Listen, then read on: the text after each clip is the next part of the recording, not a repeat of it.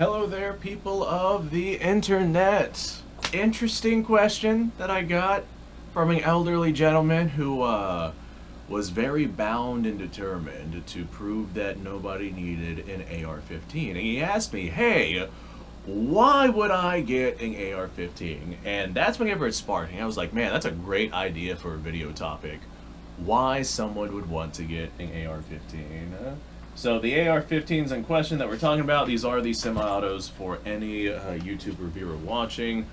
Civilians cannot own machine guns, not without some significant either licensing or tax stamps or hoops to jump through with the federal government, and that's a topic for another time. We're talking about civilian, legal, standard run-of-the-mill AR-15s. So he asked me, hey, why would I ever want to get myself an AR-15? I don't want that garbage in my life. He didn't say that, but I'm basically paraphrasing towards the attitude that he had. So, fantastic question. Why the heck would you ever want to get yourself an AR-15? Well, I think that the biggest reason is probably because they're one of the most popular rifle platforms in the United States as of right now, recording this 2024. They are absolutely everywhere. Every company that's manufacturing guns, for the most part, not unless they have some sort of specialty thing that they go for, is probably manufacturing an AR-15 of some kind. Not only that, but as of right now, the 5.56/223 round is overwhelmingly popular, not just in the United States, but in the world. So even if you just want to get yourself a bare minimum, bottom-of-the-barrel baseline AR-15, you're still going to be at a tremendous advantage than if you were to go and get yourself something like a, I don't know, a .303 British rifle for whatever practical purpose it is that you're using, because .303 British ammunition is just not really all that available. Or 8mm Mauser, there is surplus on the market right now, but that will dry up like we have seen with every other surplus ammo on the market. So this right here, probably not a very good idea for practical purposes. So you definitely have the ammunition availability. Of course, if you don't like 223, because some people just absolutely despise the cartridge for whatever reason, despite the fact from a full-length barrel it's outlandishly effective, and we have seen proof of that time and time again. But even if you don't like the cartridge, guess what?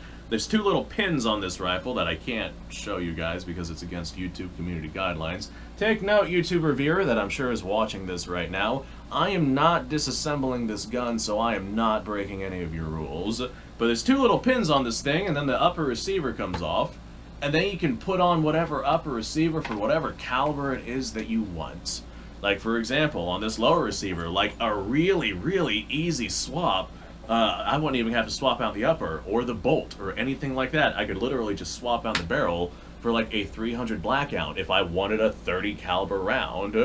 300 Blackout is approximately the same ballistic capabilities as the 7.62x39, and the 7.62x39 is not a weak cartridge by any stretch of the imagination. So if you don't like the 223 round, you can go out and get yourself something to make it not a 223 rifle. And that's one of the big benefits of the AR. You can caliber swap really, really easy. If you want something that can touch out to a long distance, go out and get yourself a 6.5 Grendel. That there was specifically designed for the AR platform to be able to touch out to long distance. There's a whole variety of different cartridges that you could shove inside of one of these things. Let's say that you want to fire a 22 long rifle. There's 22 long rifle conversion kits that just drop right into your already existing AR-15. Whatever caliber you want, there's an AR-15 round for it. Now, all that being said, let me go ahead and set this one down and grab one that's a little bit more advanced, because it's got some more rails on it. All that being said, there's some more benefits. Let's say you want iron sights on your AR. Guess what? I got a pair of iron flip-up sights right here. Very simple, very cheap, very available. You can go out and get yourself iron sights for your AR basically anywhere. You can throw them onto your rifle, assuming it's a Picatinny rail rifle, which most of your modern ARs are. You can throw them on your rifle really, really easily, versus something like needing to throw iron sights onto a sporterized rifle, which requires like cutting metal and drilling and tapping and doing all sorts of other stuff to that gun in order to put iron sights on it. like this right here is very easily customizable. Let's say that, although I'm very doubtful that this particular gentleman would be interested in this, let's say you wanted a red dot on your rifle.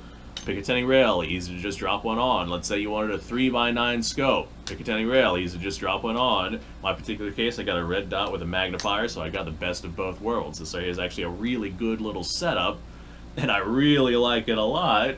On top of that, I use this particular gun for coyote hunting, specifically at night. That's whenever they really come out. I got a Picatinny rail adapter on my M-Lock because Picatinny rail stuff is significantly cheaper than M-Lock stuff. I think I just threw this, it's a Gabriel flashlight on it. It's like an Amazon special, dirt cheap, bottom of the barrel, rechargeable USB flashlight that has served me extraordinarily well. Throwing a flashlight onto, oh, I don't know, the kinds of guns that I'm sure that he would be more comfortable with, you'd like have to use duct tape and zip ties, dude. Like, that alone would be a good reason to go out and get yourself an AR. So caliber swaps, extreme customization.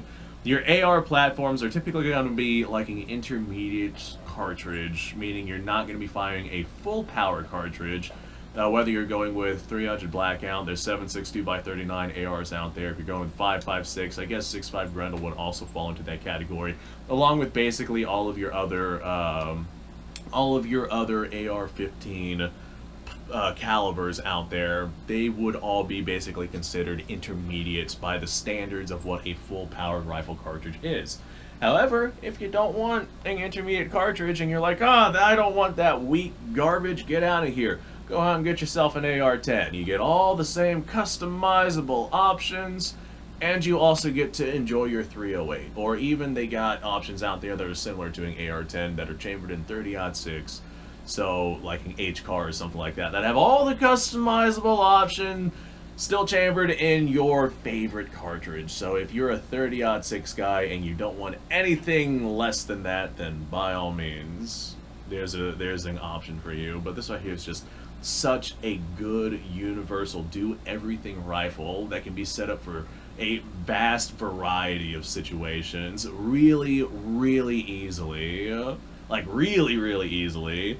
Since all these things, all these accessories are mounted to the upper receiver here, if I had, say, a 6.5 Grendel upper receiver, I could literally just take these two pins out, this upper receiver, 223 upper receiver comes off, 6.5 Grendel receiver on that already has a 3x9 scope mounted on it and zeroed, and then put those pins back in, and bam, suddenly I'm running a 6.5 Grendel rifle and I'm able to touch onto some pretty significant distances. Huge benefits of this rifle. Highly, highly, highly recommended. So that is why you would want to go out and get yourself an AR, because you can do literally anything with those guns. If you don't feel comfortable with the smaller AR-15 platform, get yourself an AR-10. So that was fun. That was a cool little rant. I enjoyed that actually a lot. Thanks for watching, folks. Appreciate your time. Like, subscribe, share. Description below has a link to all sorts of stuff. Go check that out. I'll see you guys on the next episode.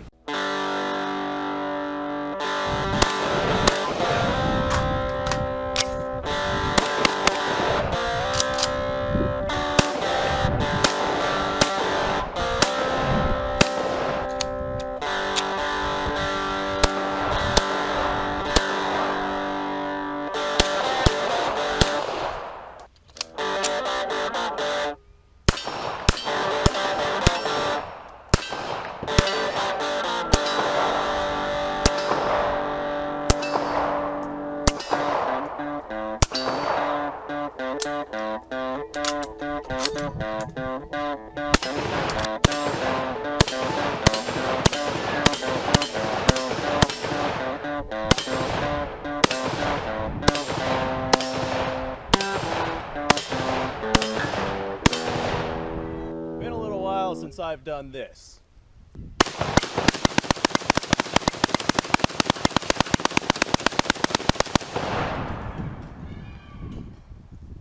Bonnie and Clyde be damned.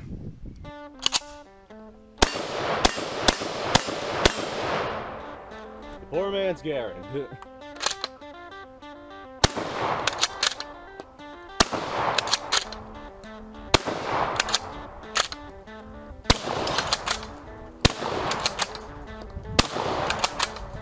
shame that bolt-action shotguns aren't more mainstream.